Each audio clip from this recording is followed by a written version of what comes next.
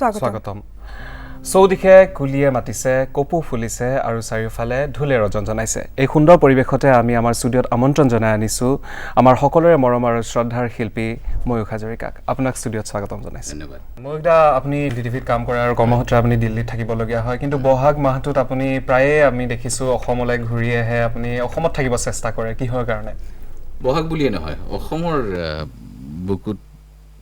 আহি থকা যেটো আনন্দ হেতু বাকি কুটু নাই ময়ূখদা আপোনাৰ জীৱনটো ভালদৰে চালিজাৰি চালে আমি দেখা পাওঁ যে আপোনাৰ বৰদেউতা ভূপেন হাজৰিকাৰ প্ৰভাৱ আপোনাৰ জীৱনত ভালকৈ পৰিছে প্ৰতিচ্ছবি এটা দেখা পাওঁ ভূপেন হাজৰিকাৰ আমি উদাহৰণ হিচাপে ল'ব পাৰোঁ মাছ কমিউনিকেশ্যন তেখেতৰ ছাবজেক্ট আছিল আপুনিও সেই বিষয়ে আগবাঢ়িছে এই বিষয়ে অকণমান জনাব দেউতা ঢুকোৱাৰ পিছত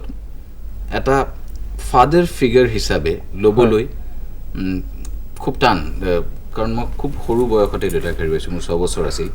সেইখিনি সময়ৰ পৰা মই খুব ক্লোজলি আসলে বৰ্তাক লগত সময় কটাইছোঁ সেইটো মোৰ সৌভাগ্য বুলি ক'ব লাগিব